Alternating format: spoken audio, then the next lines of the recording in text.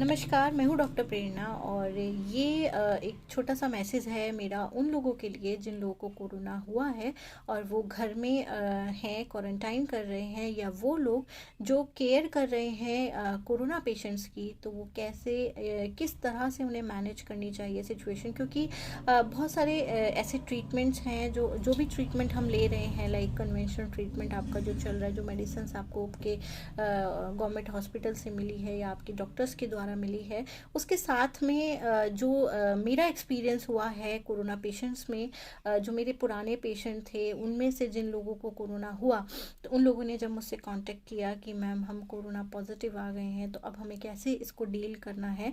तो मैंने उन लोगों को कहा, जो भी आप कन्वेंशनल ट्रीटमेंट ले रहे हो, जो आपको दवाएं मिली हैं, आप डेफिनेटली उन्हें लेते रहिए। जो भी गवर्नमेंट का प्रोटोकॉल है उसको फॉलो करिए ट्रीटमेंट का, लेकिन साथ में हम आपको सपोर्ट कर सकते हैं होम्योपैथी से एज सपोर्टिव ट्रीटमेंट। डेफिनेटली जैसा कि हम सब जानते हैं कि होम्योपैथी मेडिसिन सिम्टोमेटिकली काम करती है। तो ये जो टाइम है, जिस फेज़ में हम हैं, तो यहाँ पर अभी हम क्या कैसे हेल्प कर सकते हैं एज होम्योपैथिक डॉक्टर।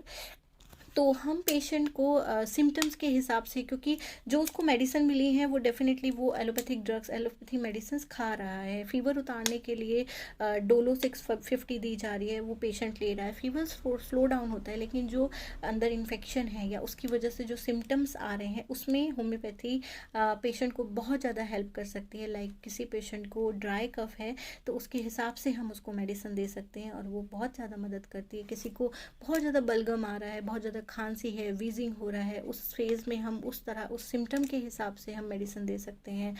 उसके बाद पेशेंट को भूख नहीं लग रही है, बहुत ज़्यादा एपेटाइट डिक्रीज हो जाती है कई बहुत सारे पेशेंट्स में, उसमें हम होम्योपैथिक मेडिसिन दे सकते हैं। उसके साथ में कुछ पेशेंट को उल्टी आ रही है, वॉमिटिंग है, नोजिया है, जी घबरा रहा है। तो ये जो फेजेस हैं, ये जो सिचुएशन है, सिम्टोमेटिक ट्रीटमेंट, क्योंकि अभी जो हम एलोपैथिक मेडिसिन ले रहे हैं, कोरोना का जो प्रोटोकॉल है, तो उसमें सिम्टोमेटिक ट्रीटमेंट नहीं है। वो क्या हो रहा है कि हम सारे पेशेंट्स को सेम मेडिसिन दी जा रही है। जब हाँ बहुत ज़्यादा सिचुएशन ख़राब होती है, उसके हिसाब से स्टीरॉयड एंड ऑल उस तरह का ट्रीटमेंट डॉक्टर्स देते हैं। पर स्टार्टिंग ऐसे ही होती है कि सबकी सेम मेडिसिन है। तो मेरा सजेशन ये है, सिंस फर्स्ट डे जब आपको कोरोना का सिम्टम आता है, या आपको लगता है, कई बार हम कंफ्यूज होते हैं कि लगता ही नहीं मुझे सिंपल सर्दी खांसी जुकाम हुआ है और कोरोना नहीं है, लेकिन जब 4th-5th डे तक हम पहुंचते हैं तो बहुत ज़्यादा सिम्टम आता है। और कुछ लोगों में पहले दिन से ही बहुत हाई ग्रेड फीवर आ जाता है और कुछ में 2-4 दिन निकल जाते हैं, उसके बाद हाई ग्रेड फीवर आता है। तो ये थोड़ा सा कन्फ्यूज़न होता है। तो मैं ये एक सिंपल सा सॉल्यूशन आपको बता रही हूँ कि अगर आपको कोई भी सिम्टम फर्स्ट डे जिसमें आपको लगता है बस मुझे टिगलिंग सेंसेशन है, गले में ऐसा लग रहा है, इरिटेशन है, या थोड़ा सा जुकाम हुआ है, तो आप होम्योपैथिक ट्रीटमेंट शुरू करें अपने सिम्टम के हिसाब से। और उसके बाद आपको फीवर आ रहा है, आपको लग रहा है सिचुएशन माइल्ड फीवर है, तो आप इमीडिएटली अपना टेस्ट कराएं और उसके हिसाब से जो आपको ट्रीटमेंट, जो आपको गवर्नमेंट का जो प्रोटोकॉल है उसके अकॉर्डिंग आप ट्रीटमेंट लें। और साथ में सिम्टम्स के हिसाब से जो भी आपको महसूस हो रहा है उसके हिसाब से होम्योपैथिक मेडिसिन ज़रूर ऐड करें, और ये एज सपोर्टिव ट्रीटमेंट बहुत अच्छा रोल प्ले कर रहा है। उसके साथ में डाइट बहुत इंपॉर्टेंट है, nutrition part is very important.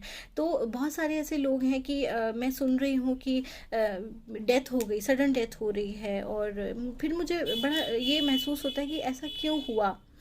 तो अगर आप इनिशियल फेजेस में ही इस बात को समझ लें कि हमें कैसे अपनी डाइट को प्लान करना है, क्या चीज़ें हमें खानी है, तो बहुत ज़्यादा आप इस इन्फेक्शन से फ़ाइट करने में मदद मिलेगी आपको। तो क्या कर सकते हैं आप, बहुत ज़्यादा नारियल पानी का कंज्यूम करें, आप ब्लैक टी लें। मैं यूजुअली जो रिकमेंडेशन है, जो लोग मुझे जानते हैं, मैं अक्सर अपने मीटिंग्स में अक्सर अपने पेशेंट्स को गैनोडर्मा बेस्ड प्रोडक्ट यूज़ करने के लिए बोलती हूँ। डीएक्सन में बहुत अच्छे प्रोडक्ट्स हैं जिसमें हम बोलते हैं RGGL। तो जिन लोगों को कोरोना हुआ, मैंने उन लोगों को GL नोनी में मिलाकर बहुत कंज्यूम करने के लिए बोला। लोगों ने 12 to 15 कैप्सूल का जो पाउडर होता है वो उन्होंने नोनी जूस में मिलाकर चम्मच से बार बार 1 स्पून 2 स्पून ऐसे करके पूरे दिन में कंज्यूम किया, और उन लोगों को ऑक्सीजन का लेवल उनका डाउन नहीं आया, मेंटेन रहा, और धीरे धीरे जो रिकवरी होती है वो उस चीज़ में बहुत, जबकि सेम एज के जो उनके दोस्त थे, फ्रेंड्स थे, उनकी डेथ सुनने को मिली। तो ये तो ईश्वर के हाथ में है, लेकिन ये चीज़ें हम कोशिश कर सकते हैं कैसे हम अपनी बॉडी को रिकवर करें और किस तरह से हम चीज़ों को मैनेज करें। तो मैं न्यूट्रिशन पॉइंट ऑफ व्यू से ये सलाह देती हूँ कि आप बहुत ज़्यादा शुगर कंटेंट वाली चीज़ें ना खाएं जिनमें ग्लूकोज कंटेंट होता है, क्योंकि वो बॉडी में एसिडिक एनवायरनमेंट बना देते हैं। तो हमें एसिडिक एनवायरनमेंट नहीं बनाना है, क्योंकि जितना ज़्यादा एसिडिक एनवायरनमेंट होगा आपकी बॉडी में वायरस बैक्टीरियाज ग्रोथ करेंगे, उनके लिए ऐसा एनवायरनमेंट मिलेगा कि वो ग्रोथ कर सकें, उनको वो एनवायरनमेंट पसंद होता है। तो हमें उनकी ग्रोथ के लिए जो एनवायरनमेंट उनको चाहिए हमें वो नहीं देना है। तो हमें अपनी बॉडी को अल्कलाइन रखना है। ये उन लोगों के लिए भी है जो भी कोरोना पॉजिटिव नहीं हुए हैं। तो आप स्पिरुलिना 10 to 15 स्पिरुलिना एटलीस्ट लें। और जिन लोगों को कोरोना हो चुका है या है अभी क्वारंटाइन कर रहे हैं, तो उन लोग के लिए 15 स्पिरुलिना रिकमेंडेबल है। नोनी जूस दिन में 3 बार एटलीस्ट 30 ml आप ज़रूर लें। और उसके साथ में जीएल की क्वांटिटी बहुत अच्छे से बढ़ाएं, बहुत ज़्यादा हेल्प कर रहा है। ऑक्सीजन लेवल को मैनेज करने में, मेंटेन करने में बहुत ज़्यादा हेल्प कर रहा है। तो आई होप अगर ये तीनों चीज़ें आप एक साथ कंटिन्यू करते हैं तो आपको ज़रूरत नहीं पड़ेगी कि आपको हॉस्पिटलाइज्ड होना पड़े। साथ ही अपना बीपी लेवल चेक करते रहिए और ऑक्सीजन लेवल को बार बार मेज़र करिए कि कहीं उसमें कोई फ्लक्चुएशन तो नहीं है। फीवर देखिए सुबह शाम।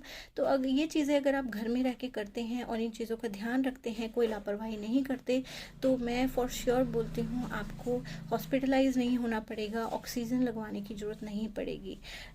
So thank you very much. I hope कि ये इन्फॉर्मेशन आपके लिए हेल्पफुल हो। Thank you.